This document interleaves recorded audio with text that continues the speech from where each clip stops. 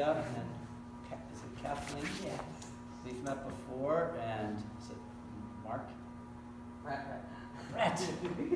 Brett, we've hung out and done tapings and been at many events together, including an event called Drinking Liberally that I was very excited to be invited to. You've been there? Yeah. So anyway, it's good to be with a bunch of Democrats and one Republican. We've got my friend Pat, a tracker with the Republican Party who's been at many events with me lately, so we welcome Pat as well. Hey, Pat. It's Friday night, and we are here to talk Democratic stuff. And it says something about all of you that you've chosen to be here tonight, and it matters to show up to stuff like this. We've learned a lot from this last presidential election. We continue to learn about this president. A lot of lessons. One of the lessons I've taken from him in this last election, it's something President Obama talked about in his farewell address. If you remember that, it feels like years ago. But it's this notion that our liberties and our democracy and the strength of our community, these fundamental American privileges, are not self-fulfilling. They need us. They need us to breathe life into them and to protect them and be vigilant about them. And we cannot take them for granted. We need to show up. The good news is I've been going around the state now for 9 months to stuff like this. There are people showing up who've never shown up to anything like it before. There might be people in this room tonight. And that is good. It's healthy. These people are energized, they are fired up and wanting to do something. And we need to leverage that energy and build on it and sustain it. A lot of it right now is focused on Washington for good reason. We've got a president and Congress trying to take us backwards every single day, and we need to be focused there. We got to do everything we can to fight back. But we also need to recognize the best we're going to do in Washington right now is hold the line. We are moving backwards, and the question is how far. The only place we're going to move forward, the only place we're going to make progress is here in Massachusetts. And moving forward and making progress, that is a fundamental part of who we are too. My entire life, I've been surrounded by people who've proven our potential for progress. The very first time I ever got politically active, summer before my senior year in college, I went to work on a campaign for a guy named John Glenn. He was running for re-election to the United States Senate in 1992 as a Democrat, and I was running all over the state, handing flyers out at county fairs, and there were 88 county fairs in Ohio, so I was busy. But a couple of times, I actually got to drive John Glenn to events. And it still blows my mind when I think about it, that this man who sat in Friendship 7 and orbited the Earth was sitting next to me in my Ford Tempo. And it was a crappy Ford Tempo. But this is someone who literally reached for the stars and got there. I got to serve as a cabinet secretary for Governor Deval Patrick. You all know his life story. It proves the American dream exists, and he never lost sight of all those continuing to reach for it. And there are many others in my life who've proven this point about our potential for progress. People like my wife and my daughters and friends and colleagues and people I don't even know. But no one more than my parents. And I know some of you have heard this story multiple times now. But my mom is from Cleveland, Ohio. And during college, she went away on a foreign exchange program to Spain. 9 months later, she came back married to my 19-year-old Spanish father and pregnant with me. And I love telling that story to parents who have kids going on foreign exchange. Yeah, it really freaks me out. The good news is it all ended well. It was tough at first. My mom had to drop out of college to take care of me. My dad didn't speak English and he'd never been to college. But he worked his way from laying bricks in a city sewer system to becoming a successful small businessman and a proud American citizen. My mom went back to college when I was in high school and became a public school teacher and a member of the Teachers Union. And together they put all 3 sons through college, and amazingly this year they celebrated their 47th wedding anniversary. It's incredible if you think about it. My grandfather did not think that was what the outcome was going to be. But through that example that they set, and just through the way they parented us, they always encouraged us to set high expectations for ourselves. And they instilled in us a belief that with hard work and a little help, reaching those expectations was actually possible. And those values aren't unique to me and my family, right? Those are our values. American, values. And no one has reached higher, worked harder, and accomplished more together than the incredible people of Massachusetts. Think about it. We started the Revolutionary War. We were the first to establish a public school and a public park, the first to recognize one's right to marry whoever you love, the first to make universal health insurance coverage a reality, and the list goes on and on and on. This is who we are. We have always been a leader, but not now, not under Governor Baker. I've been frustrated by how little our governor's accomplished, but I've been more frustrated, honestly, with how little he's even tried. He is way too satisfied with the status quo. He's too often sitting on the sidelines when we need him. It's not good enough. It's not good enough ever, but particularly not now with the president trying to take us backwards. We need leadership. We need a governor who's going to stand up and fight for the people of Massachusetts. There are consequences to a lack of leadership. There are way too many families in this state still being left behind, and way too little is being done to help them. And people forget this about Governor Baker, but long before Donald Trump, he failed to stand up to hate and discrimination time and time again. Ordered state police to detain immigrants. Opposed Syrian refugees resettling in Massachusetts. Defended southern states flying Confederate flags at their state capitals, the very symbols of hate and bigotry and intolerance that we saw on display in Charlottesville. And he stayed silent on transgender rights legislation, only signing it when forced to do so and doing it behind closed doors. It's not okay. It's not who we are, and it's not leadership. Now, you may remember, his case for being governor wasn't about leadership. Remember, it was that he was going to be a good manager. Well, he has failed at that as well. And I know about good management. When I worked for Governor Patrick, I successfully managed the state budget during much tougher times while maintaining record investments in public education and in infrastructure, and we achieved the highest bond ratings in state history during those times. Governor Baker is struggling to manage the budget during a period of economic growth. He's continuing to cut funding for programs that desperately need it, and for the first time in 30 years, one of the rating agencies just downgraded the state's bond rating. And the reason they gave is that Governor Baker is not following the responsible policies we put in place when I was there. And this is supposed to be his core competency and is literally his entire case for being governor. As CEO of a health insurance company that covered low-income people in the Medicaid program, I turned our company around, grew by multiple times, added hundreds of jobs. We were considered a leader in addressing the opioid epidemic. So I know about good management.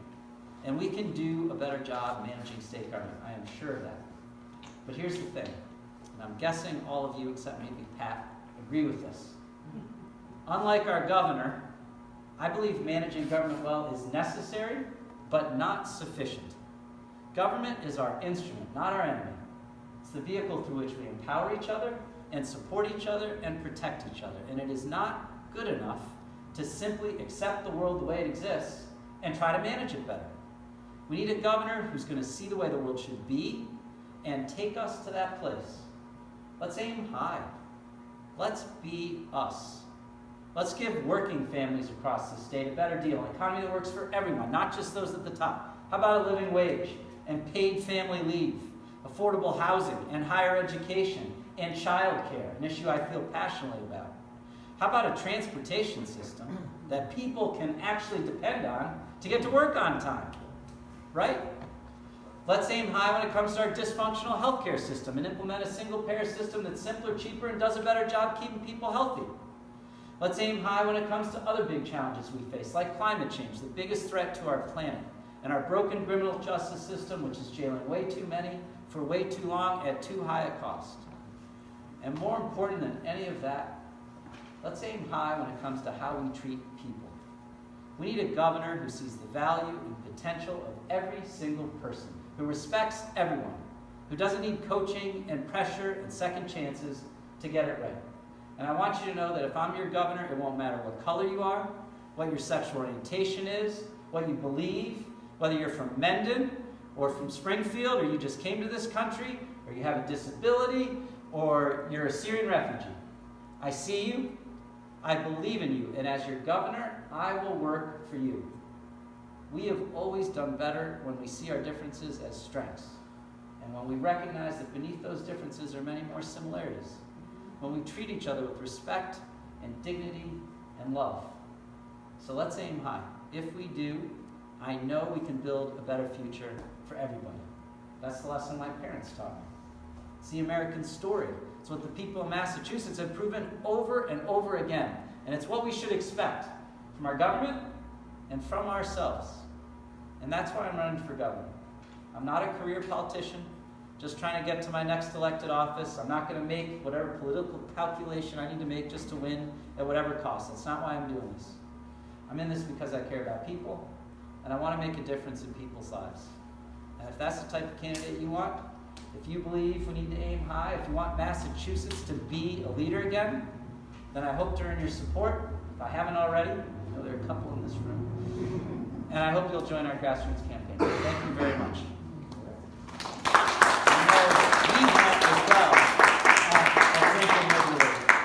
What is your name again? Art. Art. Nice to see you again, Art. Thank you.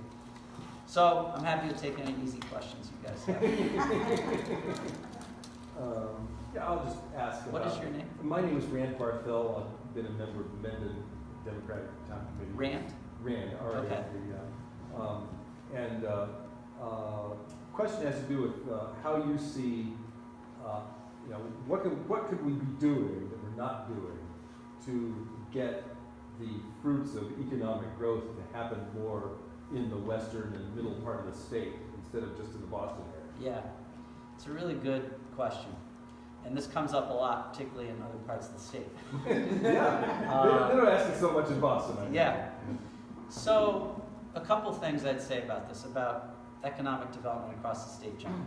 One, the very first and most important thing I think government can do to promote economic development is to do the things government is supposed to do well. Provide a great education to people in Massachusetts, including workforce training.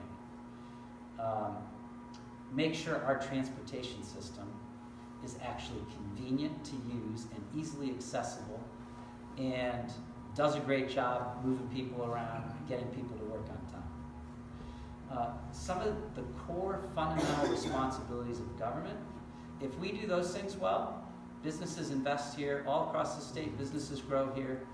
And honestly, when you hear businesses complain, the number 1 and 2 complaints are about lack of access to talent they need, including in western Massachusetts and other parts of the state, and our transportation system.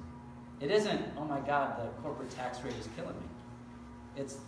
They want government to do the things that we're supposed to do well, which contribute to economic growth all across the state. The other thing I would say is we need to recognize that every part of the state is different. And we need to, as governor, what I would do from an economic development perspective is work with, as a partner, state government as a partner, the local municipal officials, the local businesses, the local stakeholders in every region of this state, and make sure we have a collective and common understanding of what the strengths of that region are, what the challenges from an economic development perspective of that region are, and what we should work on together, what our common plan should be for addressing those challenges and helping to support growth. State government has lots of different resources we can bring to bear that honestly are in a lot of different departments across state government, a lot of different silos, don't work in unison, aren't coordinated, certainly aren't coordinated as well as they should be with the local municipalities and businesses and others. And we need to leverage all those resources much more effectively in a coordinated way toward a common goal, and recognizing that every region's different. And so, in terms of approach and mentality, that is the approach and mentality I would take. I also think there are, and I'm not a huge believer in we need huge corporate subsidies to attract someone like GE, which brings supposed to be 8,000 jobs to the Boston area for $125 million in corporate tax subsidies, which could have been much better invested in other ways that could have helped this entire state. And they're already reneging on a number of jobs and their presence in the greater Boston area. I think there's a role for some of that in a very limited and modest way so that we can compete with other states. there are lots of businesses here already, all across the state, that are making decisions to invest more here for whom we do nothing. And we need, and many more jobs are created that way from small businesses already here. So one last thing I would say, there are certain industries that are sweet spots for us. The life sciences industry is an example. Along with Governor Patrick, and I was the co-chair of the Life Sciences Center for 6 years and helped develop that initiative. We didn't make that, government didn't make the life sciences industry. Massachusetts, the center of the life sciences industry across the world, but we helped facilitate it. We saw that we had a lot of strengths and we could be a world leader in it. To me, one other example of an industry where we need to be much more intentional and conscious, where we can create thousands and thousands and thousands of jobs right here, is the clean energy sector. And for the first time in the last 10 years or so, under Governor Baker, because we aren't being intentional about it, we started to lose jobs in the solar industry in Massachusetts. It is the wrong direction. And as Governor Patrick used to say, we could make the world our customer. This could be the biggest growth industry across the world in the next couple of decades. We got to be intentional about it. So that's one industry where looking at how we grow jobs across the state in the clean energy sector would be something I'd be interested in doing. Yes, Art. Speaking to both strategy and effectiveness, it's your first month on the job as governor. Because we're hearing so much about executive orders these days, what would you do that you could do on your own as a new governor? And then being the governor of a state that has majority in both the House of Representatives and the state Senate, what would you do with the legislature as well? So maybe two things you would do, one on your own, Yep. and then one that you do with the legislature that would hopefully be supportive of you. Yep. Thank you for the question, and I'm going to answer, but I forgot to do something right after I finished speaking, and I said you can join this campaign, and I wanted you to be a part of this campaign. We actually brought some stuff. There are these palm cards right here, which have some information about the campaign. There's a website where you can learn a lot more. There's also an email address on it. I am the first to admit I don't know everything. And one great thing about being a candidate is I've learned a ton going around the state, talking to lots of people like you. If there's something we don't talk about today that you think I need to know about, please send me an email.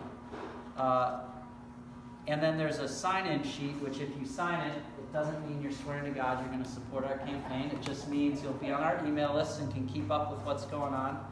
And if you do want to help, there's some options that you can check off for how to help. And we also have, Casey's going to hold them up, pledge cards. If I've earned your support tonight and you haven't already given us a pledge card, please sign one and give it back to Casey so we know you're on our team.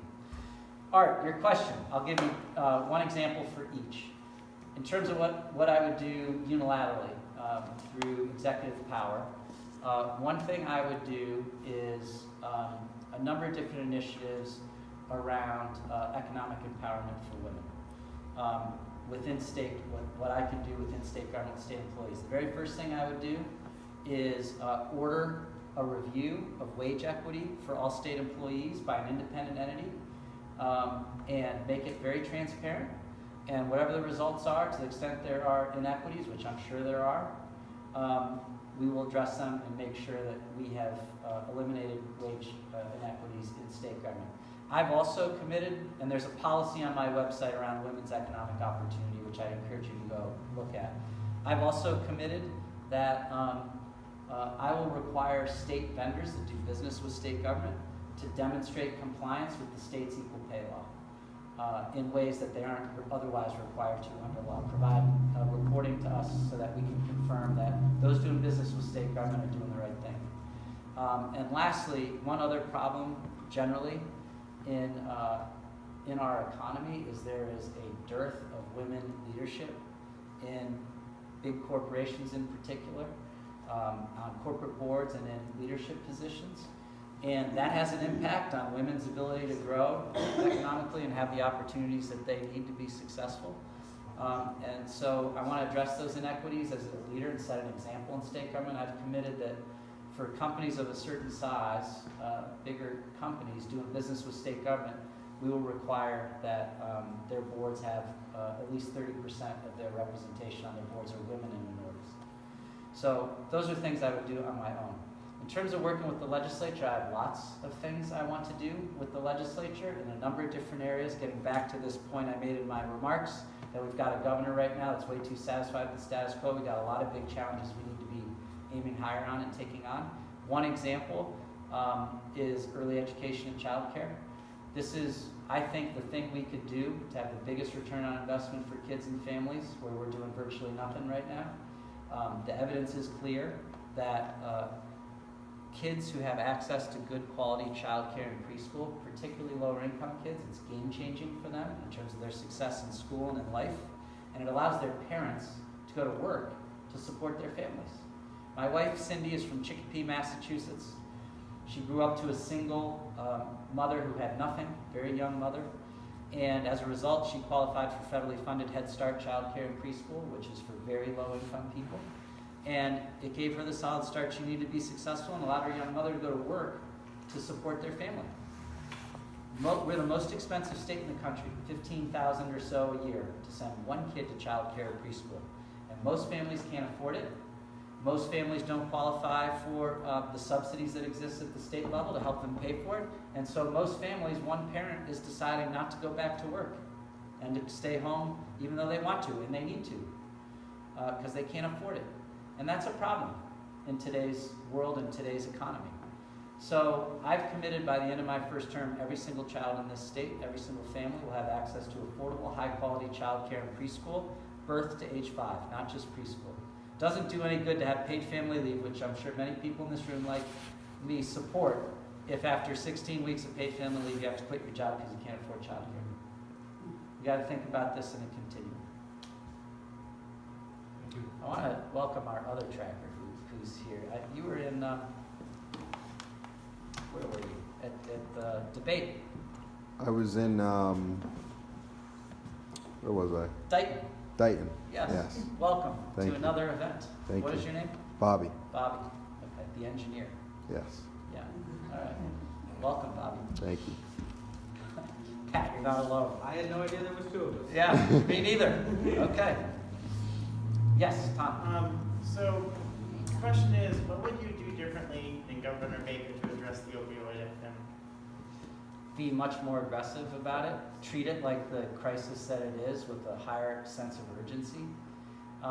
This is an issue I became, unfortunately, more familiar with in my last job. I was CEO of a health insurance company in Massachusetts called Care Health that covered very low-income people in the Medicaid program, and in New Hampshire covered people in the Medicaid program. Our plan in Massachusetts, which was small and had about 40,000 members in the Medicaid program, the number one health condition of our membership was addiction. Of any health condition, physical or behavioral or mental, addiction. The number one reason our members were showing up in the hospital, acute care hospitals, addiction related issues. So we focused on this, recognizing there's no one silver bullet to this problem, to this crisis. And we tried all kinds of stuff. We had, I think, 21 different initiatives. We tried things that were very un-health insurance company-like removing all prior authorization requirements for access to any treatment, to any service that people with addiction needed, to make it as easy as possible to get access to treatment, to paying providers to go out into the community and find our members who we knew were addicted and try to engage them in treatment and get them invested in their own treatment, to calling members to get permission to talk to their spouses or loved ones so that we could get them in training for Narcan administration in case they overdose. We tried all kinds of things, and we actually saw real results. We saw a downturn in emergency room admissions and hospital admissions. So we were recognized by the Boston Globe as one of 46 game-changing companies in Massachusetts in any industry in 2016 because of our innovative work on the opioid crisis, which is something I'm really proud of. The Baker administration actually copied a lot of what we did and made all the other health plans in the Medicaid program do much of what we were already doing. So I would approach it the same way as governor, with a level of urgency, trying everything we can. I know one of the big things we need to address is that the supply of treatment options that exist in this state is not sufficient to meet the demand. We need to invest in it. There are people who go to emergency rooms because they don't have anywhere else to go. They get stuck there for days trying to figure out how to get to the treatment that they need. The different levels of treatment that people need on their path to recovery and in recovery has gaps. I was just talking with a friend whose son relapsed recently and waited 3 weeks to get into the facility that he needed to get into. So I think the number one thing, although there are many ways in which I think we need to attack this, is we need to invest in much more aggressively than the Baker administration has in growing our supply of treatment facilities to meet the demand that exists. This is a huge crisis. It is almost everywhere I go, there's someone who talks to me about this issue from a personal experience perspective. It is tearing families apart, ruining people's lives, tearing communities apart. We need more of a sense of urgency on this. It needs to be treated like the crisis it is. Yes, sir. What's your name? Pat. Hey, Pat. So I'm a student at UMass Amherst right now, and we just saw another 3% tuition hike at the university. Even for in-state students, it's still really expensive to go there. I was wondering what you would do if government made college education more affordable. So thank you for raising that. Did you say you're at UMass Amherst right now? Yeah. Great. Well, thank you for being here tonight. Yeah. So college affordability is a big problem. As Pat said, it's even our public universities here in Massachusetts are too expensive for most. I think it costs about $30,000 a year all in to go to UMass. And most people can't afford it. And so what they're doing is they either don't go or they take on huge amounts of student debt that burden them for years afterwards that they can't afford. This is one example among many where we have a governor right now that's not only not making progress on this, there's no effort to do so. There's no plan to get to a better place here and address this problem, which has impacts. Talk about doing the stuff that government is supposed to do well to help grow our economy. Most of the people who go to our public universities and colleges stay in Massachusetts. This is a feeder system for jobs that our businesses need. And we aren't making it accessible to everybody, and we aren't investing it in the way we need to. This is one of those areas where, thanks to government reducing revenue, where we reduced our income tax rate as a result of a ballot question many years ago, which is about $3 billion a year that state government no longer gets. And because of healthcare cost growth, pretty much everything else state government does for decades has been crushed. And this is one example where, if you look at the facts on this, state investment, public investment in our colleges and universities has gone down. I am going to have a plan. I have not yet fleshed this out, and I'm doing more research on this because I really want to understand what the cost is and how we do this. I'm not just going to say free college and everybody's going to have it and not understand what that means. I am going to have a plan to make sure that public colleges and universities here in Massachusetts are affordable for anyone who wants to go. And it's going to be a priority. It'll be one of the many things that we start right away working with the legislature on.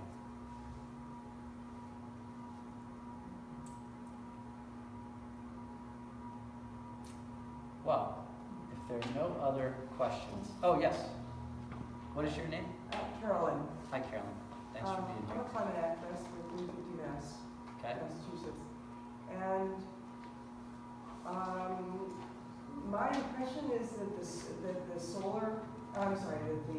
offshore wind projects are not going forward in a deliberate fashion. It's been on the periphery of what I've been doing because I've been fighting pipelines instead. So I'm concerned about offshore wind because the solutions, the study that was done out in Stanford says that we could get 51% of our energy from offshore wind. Yep. I'm concerned about that, and I'm also concerned about this well, maybe I'm getting ahead of myself, but I saw New England is putting out a study coming out sometime later. It looks like it's going to be delayed a bit, about with a study that could very likely say that we need more pipelines and we need more gas. As they've been saying. I'm sorry? As they have been saying. Yeah. So, you know, we already get 62% of our electricity from gas generation. So, where do you stand about this? I'm guessing in the same place you do. Thank you for your activism. Here are a few reactions to it. I agree with you about the pace of and the level of ambition of transitioning us to renewable energy sources by the Baker administration. The offshore wind opportunity off of our coast has been described as the Sahara desert for offshore wind in the world. And we've got DPU commissioners that have been appointed by our governor. This is one of the things the governor gets to do, which has an impact, who are all from the fossil fuel industry and who are responsible for this process, implementing this law to develop offshore wind on our shores. And it is not going nearly as fast as it should. I think we need to be the first state in the nation to adopt carbon pricing, which would create the economic incentives for all of us to accelerate our drive off of, weaning ourselves off of fossil fuels. I think we need to accelerate our transition to renewable energy sources through things like increasing our renewable portfolio standard and actually driving the development of offshore wind much faster. I think we need to oppose any expansion of natural gas pipeline infrastructure, which just furthers our dependence on fossil fuels that we don't need. And there was a study that just came out, you probably saw it, Caroline, from MIT this week, that said the utilities have been gaming the system and essentially acting as if there's less capacity than there really is, and not using all the capacity in order to drive up costs. So that's my mindset on it. We need to be another example of an area where we don't have leadership. You know, Governor Baker's taken credit and people think he's great. When they see quick things in the paper about he opposes the United States leaving the Paris Agreement, or he continued the initiative that was done before him, the RGGI initiative, Regional Greenhouse Gas Initiative, which has been very successful at reducing greenhouse gas emissions from our power plants while reducing energy costs. But what people don't see outside of those headlines is everything we just talked about, is the fact that when given the opportunity to sign up and do a regional initiative like RGGI for the transportation sector with our state partners around us, which is the biggest emitter of greenhouse gas emissions right now, Governor Baker declined to. He declined to. He is, in this area, like every other, a status quo governor, and he's just trying to do what he needs to do to get by, instead of providing real leadership that we desperately need on an issue that is the biggest threat to our planet and is a huge potential job growth opportunity for us. And where we're going to get lapped, not only by other states, but by industry, where we've got auto manufacturers now saying in 5 years, we're going to only do electric cars. Do we have the infrastructure across the state to charge electric cars everywhere we're going to be driving them? No. How are we getting there? Why aren't we doing everything we possibly can to get there as quickly as we can? So I think this is one of many areas where we need real leadership. One of you had a question too. Yes, what is your name? My name's Mimi. Hi, Mimi. Hi. Thank you for being here tonight. Thank you. So today we saw another example of gutting the ACA Act, Yeah. and I think I heard some very ineffectual language from Governor Baker today about people who will be affected, especially in relationship to those on Medicaid. So I'm interested in what would you be doing for the Medicaid clients if you were governor today, and what would you see that as you become governor? Yeah.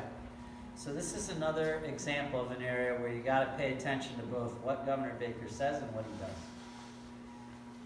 So what's happening in Washington on a day-to-day basis in healthcare is scary.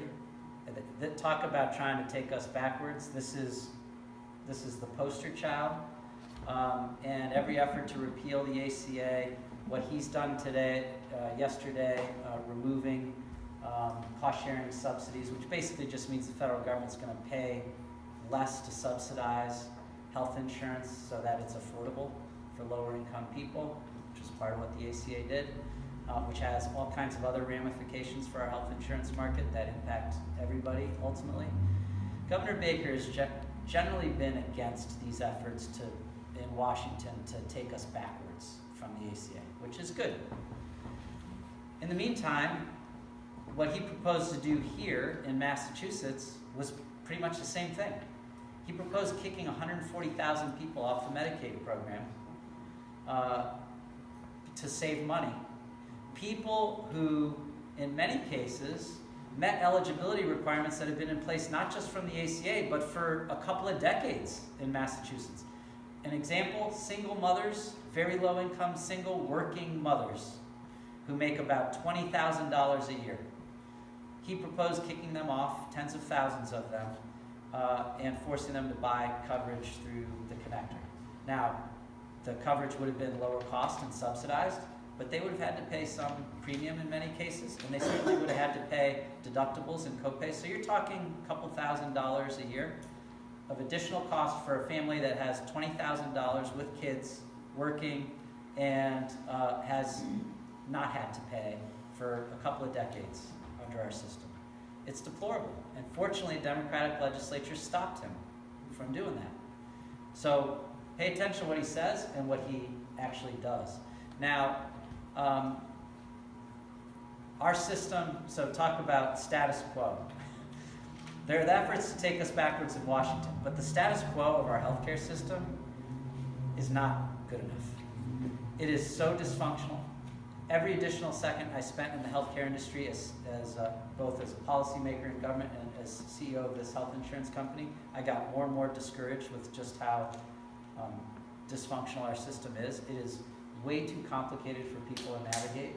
It's way too expensive. It's not financially sustainable the way it is. And the quality, honestly, isn't that great. If you want to get the most specialized service at Children's Hospital or Mass General, yeah, we're the best in the world at that. But infant mortality rates, we're not the best in the world. Or just the typical stuff, we can do better. And the truth is there's so much waste and inefficiency in our system, some based on the way the delivery of care works, but some, and the easiest to cut out, is a function of the fact we've got all these different health plans and payers. And I do think we need to go to single payer. I think it is the best way to get to a system that is simpler, cheaper, and does a better job keeping people healthy. And it cuts through all this stuff of, oh, is he going to pull cost-sharing subsidies, or what is that going to mean in terms of health plan costs for these people versus those people, and what's it going to do to the risk pool, and where are people going to get their coverage, worrying if they change jobs. You cut through all of that, nobody worries about it. Everybody has health insurance coverage. Everybody has the same health insurance coverage. And it gives people the goal and the outcome that we need to strive for is access to the healthcare services people need to be as healthy as they can be. To me, that's a human right. And right now, our system doesn't deliver that. This is another area where we need leadership. And, fortunately, the other Democratic candidates for governor all agree we need to go to single payer. One thing I'd ask you to consider is I'm the only one of the Democratic candidates that has worked in the healthcare industry. I know the healthcare industry. I know where the dysfunctions are and where the waste and inefficiencies are.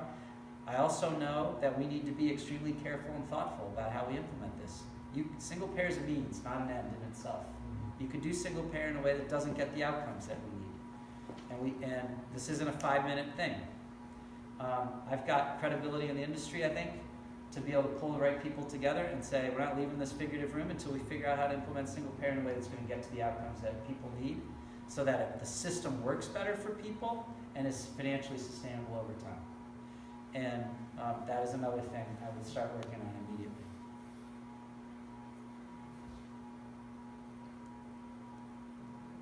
Okay. Do you have one more question? All right, let me end with this then. And I really appreciate the great questions and engagement.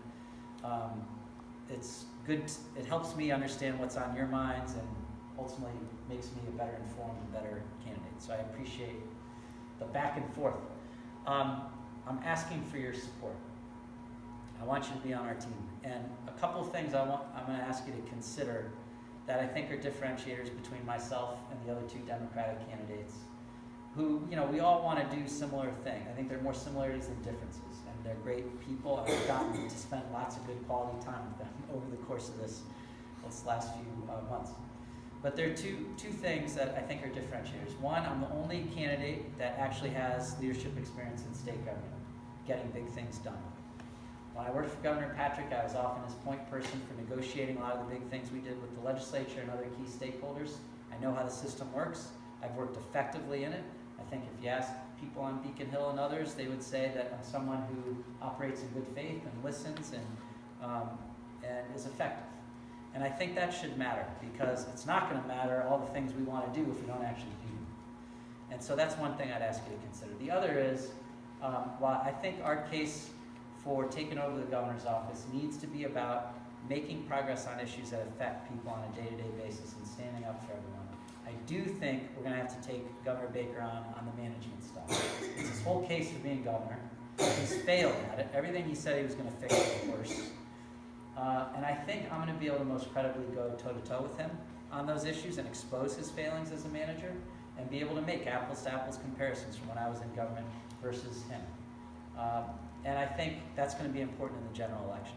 So those are a couple of differentiators I'd ask you to think about. And I want you on our team. My commitment to you, if you decide tonight or soon to join our team, is that when you look back a few years from now on this campaign and this election, you will be able to hold your head high and say, I was proud to be a part of that campaign. And my other commitment to you is you will be able to hold your head high and say, I was proud of how that campaign conducted itself. And you will be able to hold your head high and look back and say, you know what, it was great to be there when Jay took the oath of office. We actually aimed high. We actually made Massachusetts a leader again. We actually made a meaningful difference in people's lives. And I was there at the Mendon Town Hall on a Friday night in October of 2017 among the earliest of early supporters. And that will feel good because we're going to win. All right, thank you very much. One more thing, Jay, you might not know about the town of Mendon. Yep. We celebrated our 350th anniversary this year. And going back to the history of the town, we found that at a town meeting in 1773, we adopted several resolves that actually looked suspiciously close to the Declaration of Independence. Is that right? In further research, Thomas Jefferson actually wrote a book soon after he was done being president, where he said, a lot of the inspiration I got was from a little town in Massachusetts called Mendon, where there were some resolves that they passed at a town meeting. How cool is that? Thank you for sharing that. Just so you know. I'm going to have to weave that into my stunt speech Yeah. sometime. Talk about Massachusetts Pat and Bobby will keep me honest. Yeah. Thank you for sharing that and for having me tonight, Tom. Absolutely. Thank you for coming. Yeah. All right. So we've had Bob Mass.